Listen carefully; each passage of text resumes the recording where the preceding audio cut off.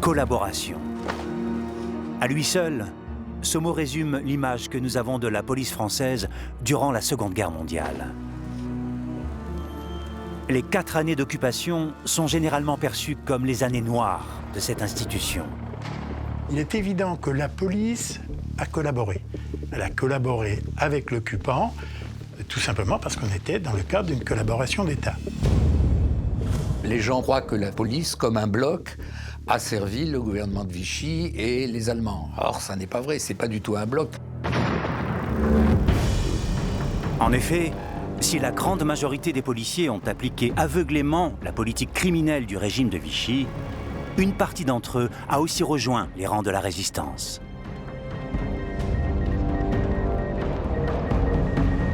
À Nancy, les 7 policiers du service des étrangers ont risqué leur carrière et leur vie pour sauver 350 juifs. Leur comportement héroïque est resté gravé dans la mémoire des survivants. Ils ont pris toute la liste de la communauté et ils se sont partagés les adresses. Ils vont dire aux familles, vous quittez votre domicile, vous n'emportez rien. C'est le seul exemple que l'on a de résistance de la police, d'un service entier. Achille Peretti, une figure de la résistance policière, réussit l'exploit d'unir tous les policiers rebelles au sein du réseau Ajax. Chargés de la sécurité de l'ensemble des organisations de la résistance, ces agents vont ainsi infiltrer les plus hautes instances du gouvernement de Vichy. Le réseau Ajax a fourni les ordres de bataille. On savait qui commandait quoi. Ils vont faire du contre-espionnage professionnel. Au mois d'août 1944, les policiers résistants parisiens prennent les armes pour libérer la capitale. Ça tirait de partout. Il faut reconnaître qu'on est obligé d'avoir peur. 177 policiers périront dans les combats pour la libération. Sans leur action héroïque, Paris ne serait probablement aujourd'hui plus qu'un champ de ruines. Les Allemands ont reçu des ordres d'Hitler de faire sauter Paris. Ils avaient même commencé à miner Paris à plusieurs endroits. Qui étaient donc ces policiers résistants? Pourquoi sont-ils entrés en résistance et comment opéraient-ils? 75 ans après la fin de la Seconde Guerre mondiale, voici enfin la vérité sur ces héros de l'ombre.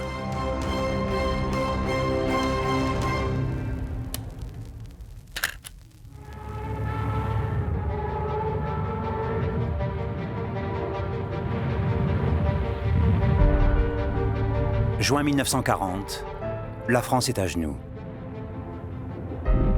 En l'espace d'à peine un mois, l'armée française a été balayée par les troupes nazies.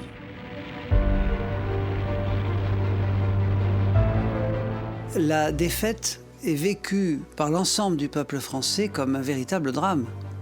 Donc il y a une espèce de choc psychologique de l'ensemble des citoyens, de l'ensemble du peuple français.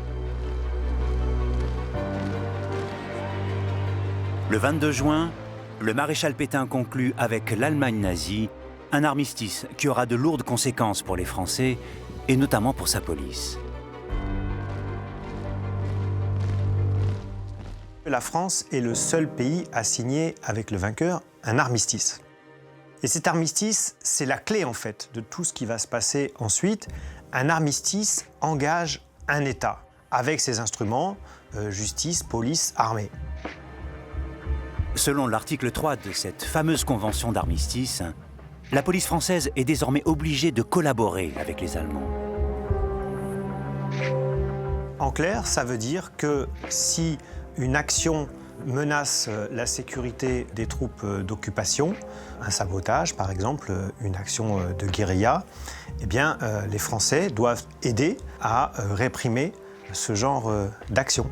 Cette mainmise allemande sur la police, elle était quand même très très forte et les lois allemandes étaient directement applicables par les services de police français.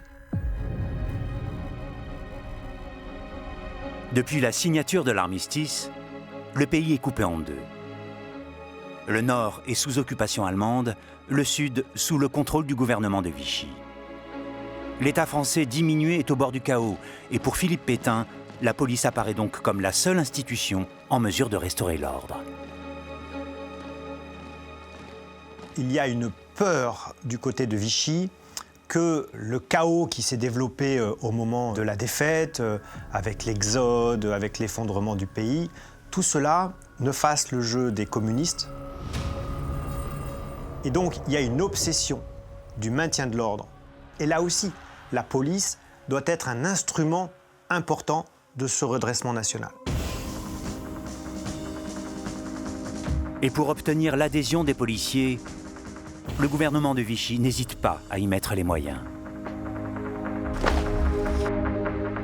Et donc, on verra éclore en 1941 la police nationale qui regroupe le melting pot qui étaient les différentes polices municipales et autres services épars qui existaient sur le territoire. On offre aux policiers des perspectives de carrière plus intéressantes, on procède à des augmentations de salaire, on cherche aussi à jouer sur l'image de la police. On le voit très bien lorsque l'on regarde les affiches de propagande de l'époque, les reportages aux actualités françaises, où on veut montrer une police plus moderne, plus mobile, mieux équipée, etc. Cette nouvelle police, dont le recrutement tient compte à la fois des valeurs morales, intellectuelles et physiques, est prête à tous les sacrifices et l'aidera à la sauvegarde de la nation.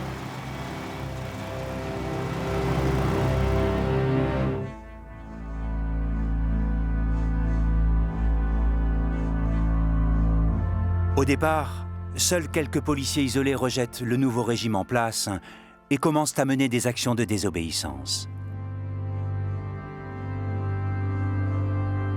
À cette époque-là, la résistance n'existe pas encore.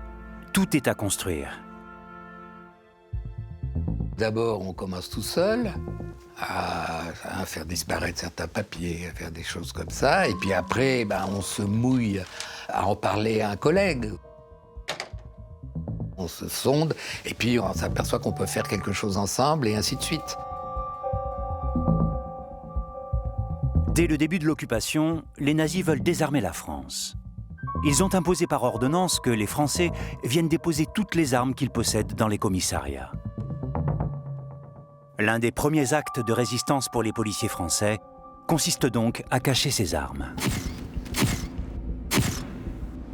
Il faut que les Français n'aient plus d'armes, donc ils doivent, sous peine évidemment de graves sanctions, les remettre à la police. Quand vous êtes policier résistant, vous n'êtes pas obligé de remettre 100% des armes. Vous en mettez quelques-unes de côté dans une cache, et ainsi de suite, bien sûr. Parmi ces policiers résistants de la première heure, un petit groupe se constitue à la fin du mois de juillet 1940 au commissariat des Ternes, dans le 17e arrondissement de Paris, le Coq Gaulois. Le but du Coq Gaulois était clairement la lutte contre les Allemands. C'était de ramasser les moyens pour lutter contre eux, donc en particulier des armes, avec pour objectif de mener toutes les actions possibles pouvant conduire à la libération de la ville. Sous la direction du secrétaire de police Albert-Louis Lebon, le groupe du Coq Gaulois constitue ainsi un petit stock d'armes et de munitions. Mais ce que les résistants n'avaient pas anticipé, c'est que de son côté, le préfet de police de Paris, Roger Langeron, a placé des hommes dans tous les services pour contrer toutes les volontés de résistance. Le problème, c'est que le préfet Langeron, il a un de ses garçons infiltré au commissariat des Ternes qui va être approché par un des conjurés. Et donc, ça va conduire très rapidement à l'identification de l'équipe.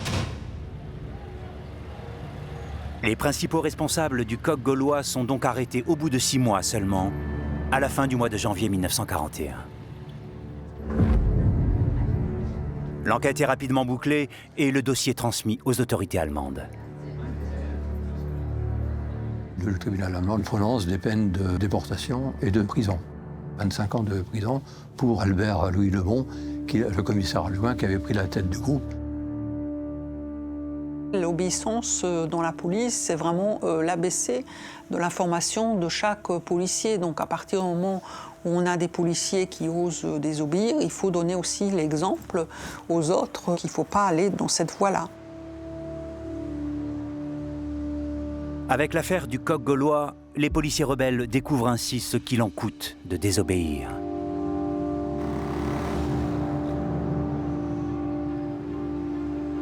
Malgré cela, partout en France, l'insubordination ne cesse de s'étendre au sein de l'institution. Les policiers n'hésitent plus à saboter leur travail. D'autant qu'en 1942, les nazis programment l'extermination des Juifs d'Europe et demandent au gouvernement de Vichy de les aider. On décide de rafler du côté allemand l'ensemble de la population juive française, c'est-à-dire les hommes, les femmes, les enfants, les vieillards, etc. Et pour économiser des moyens, pour faciliter aussi l'application de ces différentes mesures, eh bien, les Allemands vont négocier le fait que ces rafles soient organisées par la police française.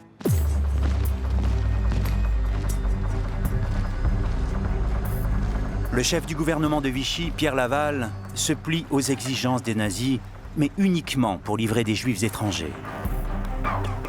Résultat, au cours de l'été 1942, les policiers français sont chargés de l'organisation de grandes rafles partout en France. Ils ne le savent pas encore, mais ils vont ainsi devenir l'un des rouages de la machine de mort des nazis. Les policiers sont surpris de tout ce qui arrive et ils se disent, voilà, est-ce qu'on est là pour faire ce sale boulot? Est-ce que c'est à nous de réaliser ces ordres? Donc, à ce moment-là, on a de plus en plus de policiers qui prennent l'initiative de désobéir. Face à l'horreur de ces rafles, les policiers français sont divisés. Certains d'entre eux vont donc prévenir en amont les Juifs qu'ils sont chargés d'arrêter, tandis que d'autres se contenteront de suivre scrupuleusement les ordres. Quand on parle aux gens de policiers ayant sauvé des Juifs, bien souvent la réaction c'est quoi? Il y en a eu? Ils sont surpris parce que l'idée qu'ils ont dans le crâne, c'est quand même la police à 100% a participé à l'extermination des Juifs. Or, ça n'est pas vrai non plus. Donc on voit bien là toute l'ambivalence du comportement de ces policiers qui doivent, sur le terrain, mener les actions répressives qu'on leur demande, même si en parallèle, ils peuvent essayer d'agir pour aider quelques personnes de façon isolée. Le sabotage des rafles organisé par certains policiers aura ainsi permis de sauver de nombreuses vies.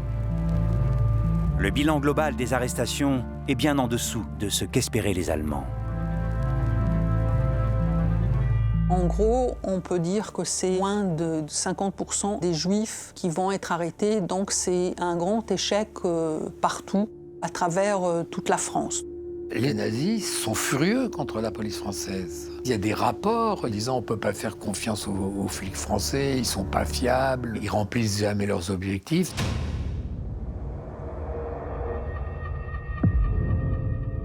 À Nancy, les 7 policiers du service des étrangers se sont comportés comme de véritables héros.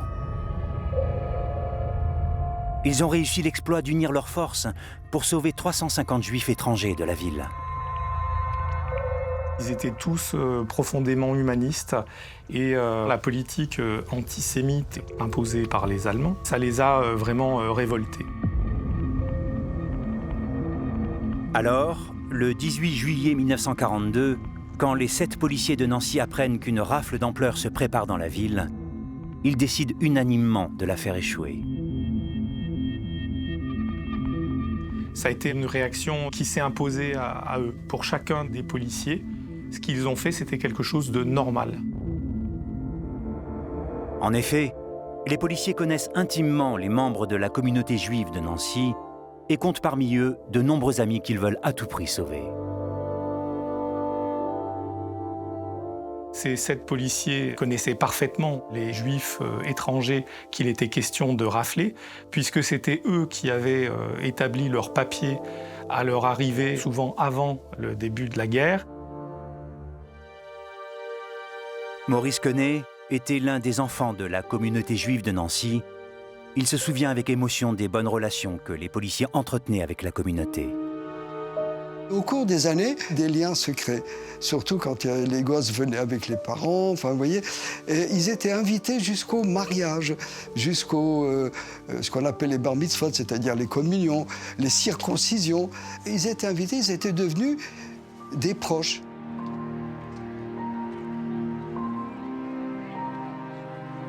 Les liens d'amitié sont si forts qu'Édouard Vigneron, le chef du service des étrangers, n'hésite pas, même avant la rafle de Nancy, à mettre en jeu sa carrière et sa vie pour aider le père de Maurice Quenet. Monsieur Édouard Vigneron accompagnait toujours mon père. Parce que chaque fois qu'il y avait un contrôle d'identité, c'était Monsieur Édouard qui présentait ses papiers à lui. Vous voyez, ses papiers officiels, et les Allemands qui étaient là, ou la police française, le saluaient, et lui faisait croire qu'il avait arrêté mon père et qu'il le rapatriait sur Nancy.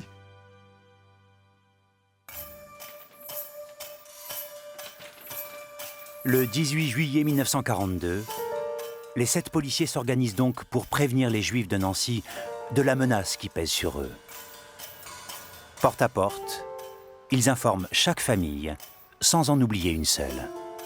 Ils ont pris toute la liste de la communauté et ils se sont partagés les adresses et chacun est allé dans un quartier précis, un autre dans un autre quartier, vous voyez, et ils frappaient chez les gens, qui étaient d'ailleurs très effrayés.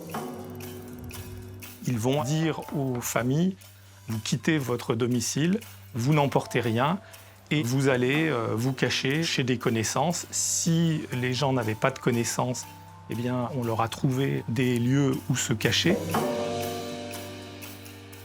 Au péril de sa vie, le policier Charles Bouilly accueille chez lui Maurice Quenet et sa mère.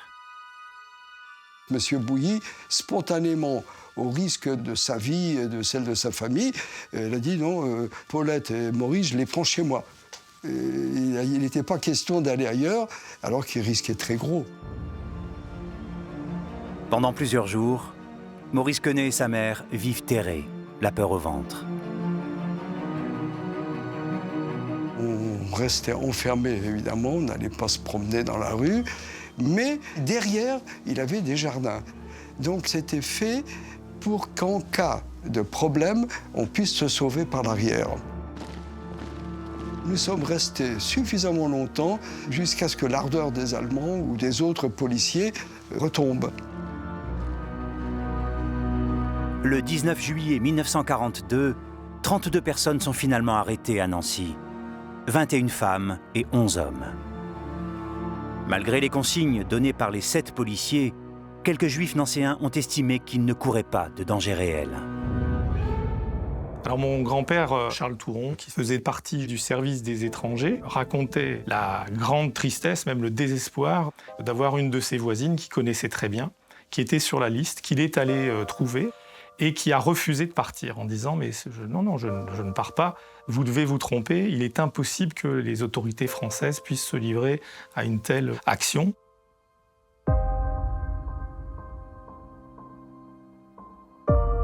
Pour les nazis, cette rafle est un échec total. Même pas 10% des personnes ciblées ont été arrêtées. Ce qui fait que les Allemands qui avaient commandé un convoi 3 jours plus tard pour Auschwitz doivent l'annuler. C'est le seul exemple que l'on a de résistance de la police, d'un service entier face à ces persécutions antisémites. Les Allemands savent très bien que c'est leur faute, mais ils n'ont pas des preuves concrètes pour prouver que la fuite venait des policiers. Les nazis sont convaincus de la culpabilité des policiers de Nancy. Désormais, le service des étrangers est sous étroite surveillance. Le service des étrangers est tenu à l'écart d'un certain nombre de nouvelles. Il fallait qu'ils fassent très attention quand même, parce qu'il y avait toujours un Allemand qui était là. Ils ont donc fait en sorte d'avoir une activité, mais plus discrète. Les 7 policiers doivent en effet veiller à ce que les Juifs qui ont échappé à la rafle puissent définitivement quitter la ville de Nancy. Dans les jours qui suivent, ils consacrent toute leur énergie à fabriquer de faux papiers.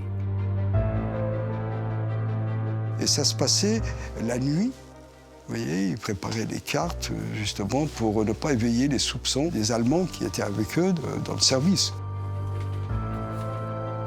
Pour fabriquer des faux documents crédibles, les policiers de Nancy modifient les noms inscrits sur les papiers d'identité.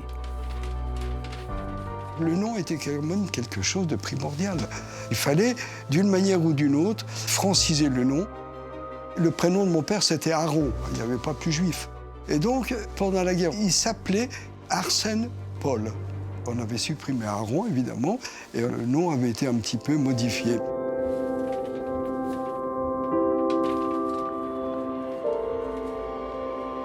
La prudence des policiers de Nancy n'est malheureusement pas suffisante. Le 19 août 1942, soit un mois jour pour jour après la rafle, Édouard Vigneron, le chef du service, est arrêté pour avoir fourni de fausses cartes d'identité à un couple de juifs. Alors c'était des papiers irréguliers, ils n'ont pas été considérés comme faux papiers parce qu'il avait simplement oublié d'inscrire la mention juif sur ses papiers d'identité. C'est une nuance assez importante puisqu'il passe en jugement suite à cette arrestation et il est condamné à 3 mois de prison par un tribunal allemand. 3 mois de prison pour une simple mention juif absente sur une carte d'identité. Et cela ne s'arrête pas là. À sa sortie de prison, Édouard Vigneron est mis à la retraite anticipée. Cela n'empêche pas les autres policiers du service de poursuivre leur action d'aide aux Juifs jusqu'à la fin de la guerre.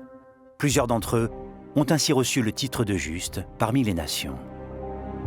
Il y a eu tellement d'exactions, il y a eu tellement de malheurs au XXe siècle que quand on peut ne pas oublier ceux qui ont fait de bonnes actions, je crois que c'est nécessaire de le faire.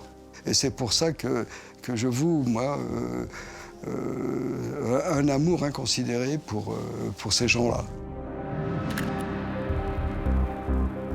Comme les policiers de Nancy, 69 policiers et gendarmes ont reçu le titre de juste parmi les nations. Néanmoins, ils sont des exceptions, car dans la grande majorité des cas, la réalité est beaucoup plus contrastée.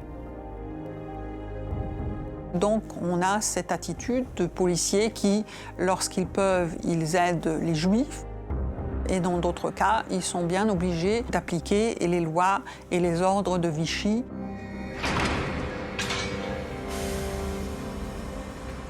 Après les grandes rafles de juillet 1942, l'allégeance de nombreux policiers au régime de Vichy se fissure peu à peu.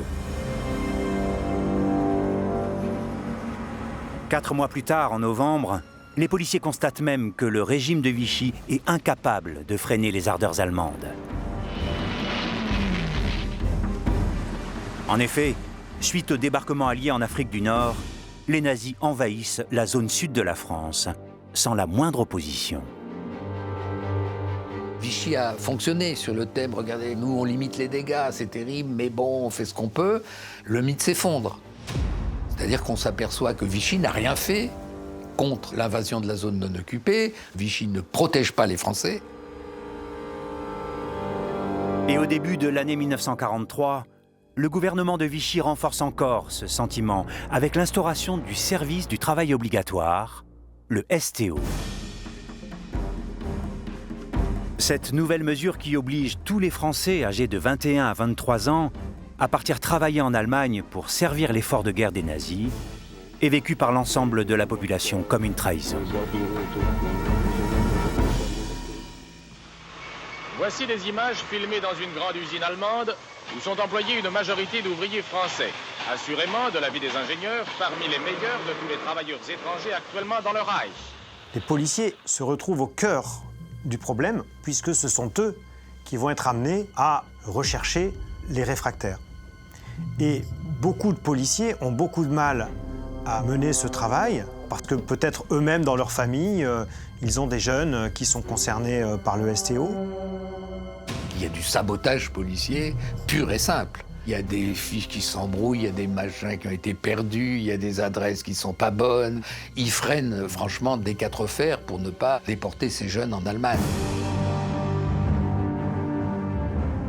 À partir de là, de nombreux policiers viennent grossir les rangs de la résistance. Un phénomène qui n'échappe pas au gouvernement de Vichy. Résultat, au début de l'année 1943, le gouvernement de Pierre Laval crée une nouvelle organisation pour réprimer la résistance, la milice et son service d'ordre légionnaire, le SOL. SOL, à genoux! Je m'engage sur l'honneur à servir la France et le maréchal Pétain, chef de la Légion, à consacrer toutes mes forces, à faire triompher la Révolution nationale et son idéal. SOL, debout! Alors la milice, c'est un pas supplémentaire dans la chute vers le néant de Vichy. Et pourquoi est-ce qu'on a besoin d'un organisme de répression? Parce que les organismes de répression comme la police et la gendarmerie ne répriment pas assez. À la différence de la police, la milice est une organisation politique paramilitaire totalement soumise au régime de Vichy, mais aussi aux nazis. Joseph Darnan, son chef, a même directement prêté serment à Hitler. Il est officier de la Waffen-SS. Sous ses ordres, les miliciens mènent ainsi une répression féroce et sans aucune limite. Cette milice s'affranchissait de toutes les règles. Pas de règles de droit, pas de procédure, pas de code pénal. On arrêtait, on massacrait et on fusillait. Voilà. C'est une nouvelle force qui soutient à 100% la politique des Allemands. C'était considéré par les policiers comme des traîtres, comme des ennemis. Donc c'est dire combien ils étaient détestés. Les miliciens arrêtent, terrorisent et exécutent sans distinction les résistants et leurs proches. Durant l'été 1943 à Nice, le commissaire de police résistant Achille Peretti est témoin de cette nouvelle répression féroce. Il imagine alors un plan ambitieux pour contrer les exactions de la milice, réunir tous les policiers résistants au sein d'une même organisation, le réseau Ajax. Ce réseau jouera un rôle majeur au sein de la résistance. Le réseau Ajax est un réseau spécialisé dans l'infiltration de la police de Vichy. C'est sa raison d'être. Connaissant les mœurs et les méthodes de la police, par définition, puisqu'ils en font partie, ils vont faire du contre-espionnage professionnel. C'est exactement l'idée de Peretti. Il faut noyauter l'administration policière. Il faut une organisation qui soit officieuse et clandestine à l'intérieur même de l'organe officiel. Et pour infiltrer efficacement la police de Vichy, Achille Peretti sélectionne ses agents parmi les cadres dirigeants de l'institution. Il faut savoir que c'est un réseau qui comprend pour l'essentiel des commissaires et des inspecteurs de police. Quand on sait que l'administration policière est fortement hiérarchisée, on mesure toute l'importance d'avoir pour la résistance les cadres et l'encadrement des services de police. Bien entendu, il est préférable de recruter des gens qui sont haut placés que des policiers de base. Non pas qu'ils méprisent les policiers de base, mais parce que tout simplement, à un certain grade dans la police, on sait beaucoup plus de choses. Et on a beaucoup plus d'entrées aussi. Pour rendre opérationnel le réseau Ajax, Achille Peretti obtient même le soutien du BCRA, le Bureau central de renseignement et d'action, qui représente les services secrets de la France libre du général de Gaulle. La France libre voit tout de suite l'intérêt du réseau qu'est en train d'organiser Achille Peretti. De Gaulle n'a jamais caché qu'il veut reconstituer un État et éviter qu'à la libération, il y ait un vide. Donc, le noyautage des administrations publiques, c'est-à-dire l'émergence d'un État clandestin au sein de l'État de Vichy, prêt à prendre la relève, c'est toujours important. En quelques mois seulement, à partir de l'été 1943, le réseau Ajax s'implante dans toutes les grandes villes du sud de la France. Achille Péretti pilote l'ensemble des opérations depuis la ville de Lyon. C'est là que se trouve la centrale du réseau, l'organe de commandement qui transmet quotidiennement les informations et rapports à Londres. Les transmissions sur Londres s'effectuaient par radio selon des vacations prédéterminées, secrètes bien entendu. Et puis on changeait de fréquence en cours d'opération, on changeait de lieu également pour ne pas se faire repérer. Donc c'était très compliqué, très dangereux. À la fin de l'année 1943, le réseau Ajax couvre la France entière et compte près de 1200 agents. Des agents qui vont se révéler de redoutables adversaires pour le régime de Vichy. Les fonctionnaires de police ont une masse d'informations qui leur parviennent dans tous les domaines, économiques, politiques, social, administratifs. Donc il suffisait que chacun à sa place communique les renseignements à l'agent Ajax qu'il y avait dans son service et les renseignements pouvaient ensuite remonter très rapidement jusqu'au BCRA. Et l'anecdote existe où des dossiers traités le jour X à Paris sont sur la table de Londres avant qu'ils ne soient sur la table de Vichy. C'est quand même des exploits qui sont assez hors normes. Les informations que recueillent les agents d'Ajax sont stratégiques pour la France libre, mais aussi déterminantes pour la sécurité des autres organisations résistantes. Un agent d'Ajax en poste à la direction des renseignements généraux permet ainsi d'éviter de nombreux drames. Il s'agit du commissaire de police, Germain Vidal. Vidal est un vieux résistant qui est à Ajax depuis les tout débuts. Et puis il s'est arrangé avec son collègue de la PJ pour que toutes les opérations répressives lui soient communiquées. Les informations qui vont venir par la filière de Vidal vont permettre d'informer des mouvements de résistance de coups de filet en préparation ou de dire un tel ou une telle a été repéré, il y a une enquête, on commence à surveiller, etc. Et ce qui va se passer, c'est que souvent, les actions qui vont être menées par la milice, par exemple, vont taper dans le vide. Tout simplement parce que les gens auront été prévenus.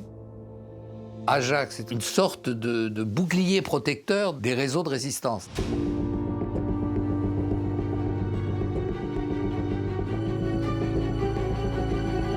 À partir de 1943, la résistance commence à prendre véritablement de l'ampleur. De plus en plus de Français rejoignent ses rangs. Dans ce contexte, les policiers d'Ajax sont chargés de faire le tri parmi les nouveaux arrivants. Parmi ces gens qui, pour l'écrasante majorité, sont tout à fait sincères et veulent en effet agir contre l'occupant, vous avez la possibilité d'avoir des agents de l'occupant qui tentent de s'infiltrer, ou simplement des voyous, ou simplement des aventuriers qui, au premier coup de chien, iront balancer tout le monde. Il faut, si possible, tester si telle ou telle personne qui semble très bien placée et qui pourrait nous rendre de grands services, si cette personne est fiable. À la fin de l'année 1943, le BCRA demande à Ajax de donner la priorité aux renseignements militaires. Les Alliés sont en train de préparer le futur débarquement de juin 1944. Ils ont donc besoin de savoir quel type d'installation militaire les nazis ont construit sur les côtes françaises. Et pour réaliser cette mission complexe, Achille Péretti constitue alors un nouveau sous-réseau indépendant d'une centaine d'agents, Micromégas. La zone côtière, ce sont les zones interdites. Les Allemands ont construit tout un système de zones dans lesquelles il faut arriver à pénétrer parce que c'est là qu'on aura le renseignement le plus important. Au péril de leur vie, les agents de Micromégas s'introduisent donc régulièrement dans les zones interdites pour espionner les nazis et évaluer leurs forces. Le réseau Ajax a fourni les ordres de bataille, c'est-à-dire l'organisation des armées sur le terrain des opérations. On savait qui commandait quoi. On connaissait également les mouvements de ces unités. Elles étaient suivies pratiquement au jour le jour. L'agent Ajax, René d'Eterville, réalise même un véritable exploit. Ce policier de Rouen réussit à identifier, dans le nord de la France, plusieurs rampes de lancement de bombes volantes V1, l'une des armes secrètes du Reich. d'Eterville a réussi à relever les plans de plus de 15 rampes de lancement des V1. C'était quelque chose d'assez formidable et d'assez exceptionnel pour la résistance, parce que les V1, au départ, on ne savait pas ce que c'était.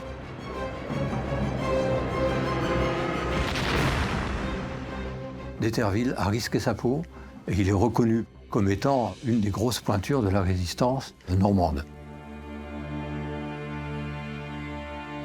Toujours dans l'optique du débarquement, le BCRA charge le patron d'Ajax de mettre la pression sur ses collègues pour les convaincre de rejoindre le camp de la résistance. Achille Peretti rédige alors un appel qui est diffusé sur les ondes de la BBC. Personne ne saurait prétendre qu'il a été contraint d'obéir. En cas de nécessité, vous passerez à l'état de rébellion ouverte contre le gouvernement de Laval. De Gaulle et Peretti savent que la police, c'est quand même une structure pyramidale. Soit elle bascule côté résistance, soit elle reste fidèle à Vichy. Et il ne faut surtout pas qu'elle reste fidèle à Vichy. Donc il y a en effet cet appel pressant à choisir le camp de la résistance, parce que l'heure de la libération approche. Plus que jamais, le gouvernement de Vichy met lui aussi la pression sur les policiers. Pour remettre au pas l'institution, Philippe Pétain nomme le 30 décembre 1943 le chef de la milice, Joseph Darnand, au poste de secrétaire général au maintien de l'ordre. À partir de là, les policiers soupçonnés de résistance sont désormais traqués comme de vulgaires criminels. Darnand va essayer de contrôler un appareil policier qui lui échappe de plus en plus. Ces policiers résistants vont faire l'objet de fiches de recherche, comme les malfaiteurs. Donc il y a des centaines de photos, de descriptions de policiers qui sont recherchés. Et ça va se traduire par des arrestations de policiers, par des déportations également.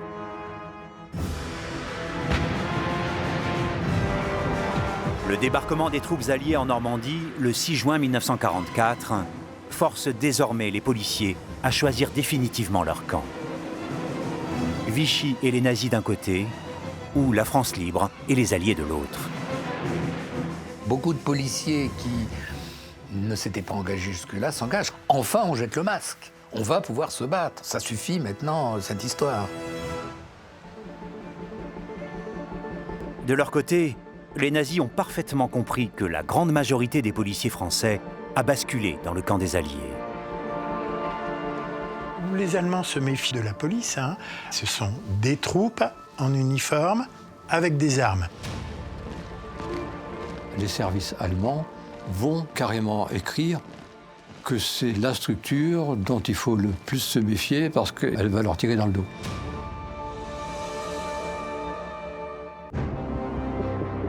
Au début du mois d'août 1944, les Alliés enchaînent les victoires militaires, mais sont toujours coincés en Normandie. Le reste de la France est au bord de l'insurrection. Les nazis sentent que la situation peut leur échapper à tout moment. Ils décident donc de neutraliser les policiers. Dans les premiers jours du mois d'août 1944, en province, puis à Paris, des services de police vont être désarmés par les Allemands à cause de cette méfiance. À Paris, ça a conduit à l'explosion. Cela a été ressenti par l'ensemble des policiers parisiens comme une humiliation. Cet événement va mettre le feu aux poudres. Les policiers parisiens vont alors prendre les armes pour libérer la capitale française. Le 14 août, ils lancent donc un appel à la grève générale. La Gestapo vient de donner l'ordre de désarmer les policiers parisiens et de les interner. À cette mesure de provocation, tout le personnel de la préfecture de police devra cesser le travail. Les policiers qui n'obéiraient pas seront considérés comme des traîtres et des collaborateurs. Donc les policiers vont se mettre en grève, cette grève sera suivie à 99%. C'est quand même 20 000 hommes à peu près, les forces de la police parisienne en 1944.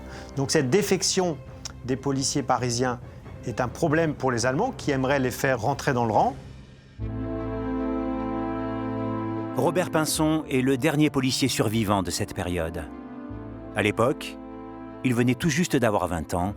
Ces événements ont marqué à jamais sa vie. Parmi nous, on se disait, faut plus y aller, faut plus aller travailler, et c'est tout, puis se planquer. Les 3 grands mouvements de résistance policière de Paris, Honneur de la police, le Front national de la police ainsi que Police et Patrie, mobilisent leurs 3000 membres pour préparer cette fois-ci une insurrection armée. Le matin du 19 août 1944, les policiers résistants passent à l'action. Une instruction générale est donnée de se regrouper devant la préfecture de police et de prendre possession de la préfecture de police. C'est ce qui se passe à partir de 7 h du matin. Le préfet Bussière est confiné dans ses appartements, puis mis aux arrêts, et une forme de passation de pouvoir déjà s'effectue, alors même que Paris n'est pas libéré. C'est Charles Luizet, le représentant du général de Gaulle, qui devient le nouveau préfet de police de Paris. Le préfet Luizet est arrivé et a dit au nom du général de Gaulle, je prends la préfecture de police. En possession de la préfecture de police, vive la France, vive la République, vive de Gaulle!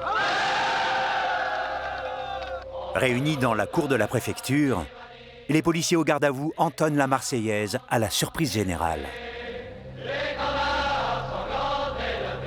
Les policiers ont pris l'initiative de lancer l'insurrection sans même en informer le commandant militaire de la résistance parisienne, le colonel Roltanguy.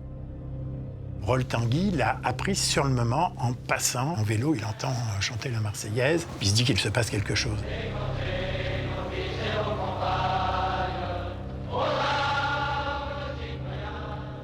Ça l'interpelle quelque peu.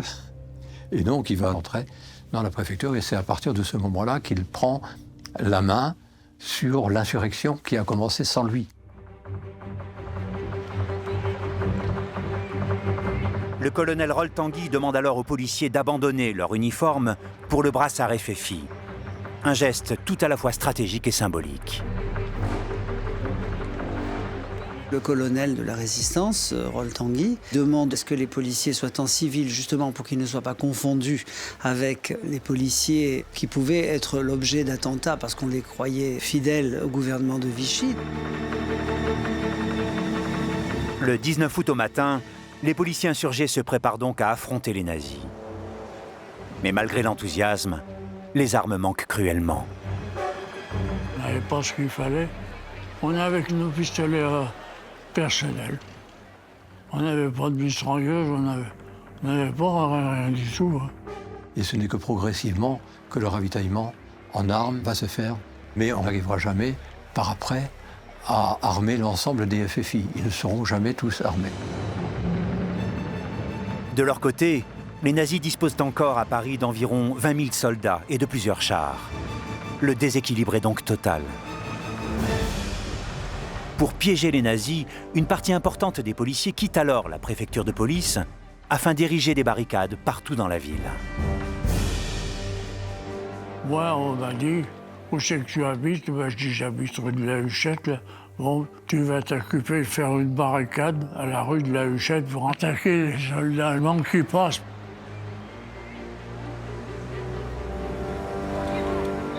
En début d'après-midi, le 19 août 1944, le piège tendu par les insurgés se referme sur les nazis. Dans plusieurs quartiers de Paris, les policiers attaquent les convois allemands.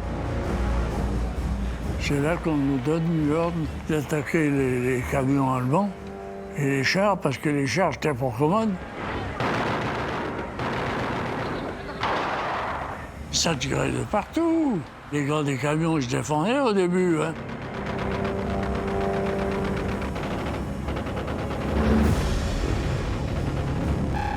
Les nazis vont même mener une contre-attaque d'ampleur. 3 chars allemands prennent d'assaut la préfecture de police de Paris. C'est un moment clé. À l'intérieur, les policiers sont un peu désespérés. Et un des obus va fracasser la porte qui se trouve côté Notre-Dame. un policier va réussir à se faufiler hors de la préfecture, à balancer dans un des chars un cocktail Molotov. Le char prend feu et les 2 autres s'en vont. L'héroïsme des policiers parisiens est quelque peu freiné en fin d'après-midi, car ils n'ont plus aucune munition. Ils décident alors de changer de stratégie et tentent un coup de poker en négociant une trêve avec le commandant militaire allemand de Paris, le général von Choltitz. Chacun des 2 ennemis ne sait pas très bien quel est le potentiel en face. Les Allemands ne savent pas que l'insurrection est si faible, parce que sinon ils n'auraient pas accepté la trêve. Et ils se disent, on va se faire coincer dans un combat urbain, etc. Il vaut peut-être mieux temporiser. La trêve a donné quand même un petit peu de souffle. Chaque minute gagnée était importante. Parce que le premier jour, la police a quand même perdu 50 personnes. Cette trêve permet ainsi aux insurgés de reconstituer leurs forces. Mais surtout, elle leur donne l'occasion de contacter les troupes alliées qui se trouvent désormais à 200 km de Paris. Si les Alliés n'arrivent pas assez vite, eh bien, ça peut tourner au bain de sang. Les Allemands peuvent commettre un massacre, ils en ont hélas l'habitude. Von Choltitz est un bon criminel de guerre sur le front russe, hein, donc c'est pas ça qui va l'arrêter. L'insurrection va changer les plans des Alliés.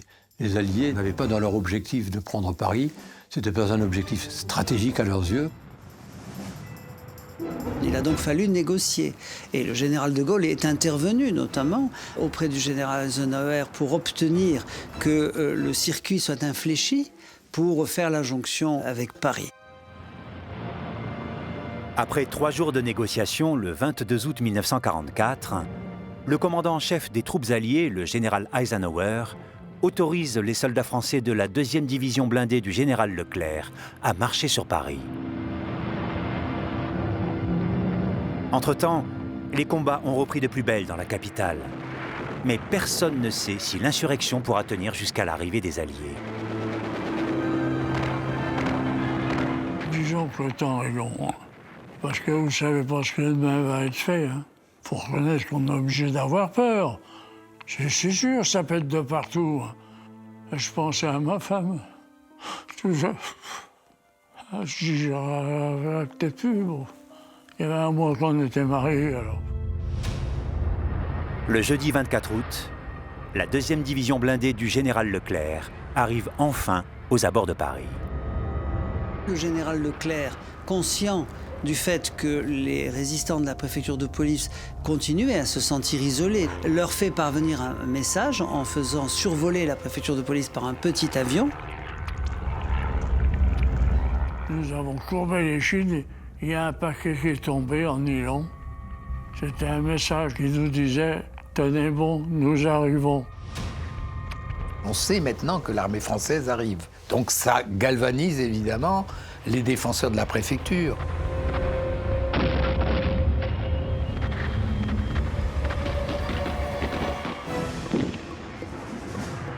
Le lendemain, les troupes françaises envahissent Paris.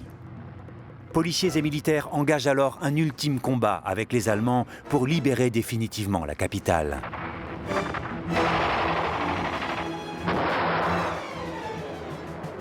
Vers 15 h, le général von Choltitz se rend et signe la reddition des troupes allemandes. Paris est libéré. Les policiers parisiens sont extrêmement populaires. Alors on a des témoignages, les Parisiens qui crient « Vive les flics », ce qui est quand même assez rare.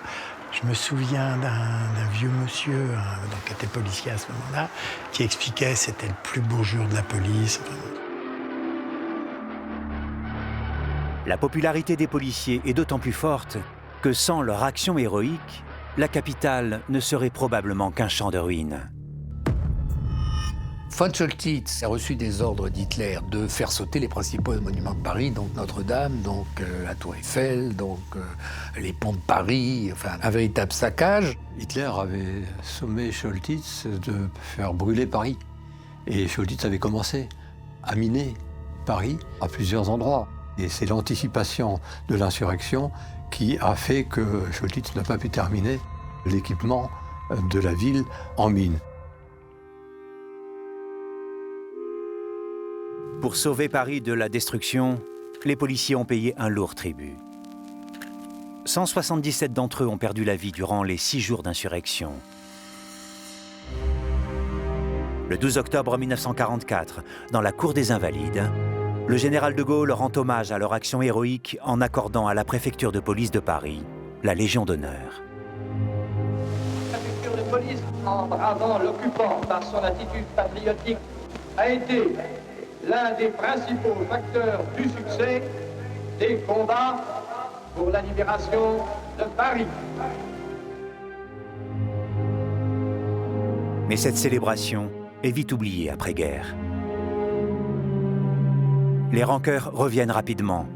Le rôle des policiers sous l'occupation est pointé du doigt par une grande partie de la population qui les considère même comme des traîtres. Pour beaucoup de gens, la police a servi Vichy. La résistance policière n'existerait pas et serait une invention d'après-coup. Ils se sont manifestés les 2-3 derniers jours et puis on leur passe tout. Résultat, les policiers subissent une épuration sévère. 20% d'entre eux sont traduits en justice et passent devant une commission d'épuration. La police est peut-être l'une des institutions où cette épuration a été la plus forte. On a quand même vu des choses extraordinaires. Des policiers décorés pour leur résistance en prison. Les policiers résistants ne sont pas épargnés par cette justice expéditive, car la plupart d'entre eux n'ont pas démissionné de leur poste durant la guerre. Ils se sont livrés à un difficile et nécessaire double jeu qui apparaît désormais comme suspect. On leur a reproché après-guerre, mais c'est la résistance qui leur demandait le double jeu. Le fait même de continuer à exercer leur métier les mettait dans des situations compliquées. Il faut qu'ils acceptent évidemment de faire illusion, c'est-à-dire qu'ils acceptent d'avoir un certain degré d'efficacité dans leur travail policier. Certains policiers, par exemple, n'ont été réhabilités qu'au début des années 50, justement à cause de cette ambiguïté qui a longtemps pesé pendant cette période assez longue de l'épuration. L'ampleur de l'épuration a eu pour effet d'occulter complètement les actions parfois héroïques des policiers au sein de la résistance. Pourtant, sans l'aide de ces agents de l'ombre, la résistance dans son ensemble n'aurait probablement pas été aussi importante. Cette réalité, restée trop longtemps oubliée, nous permet aujourd'hui de remettre en cause l'image d'Épinal d'une police française vouée entièrement au service des nazis.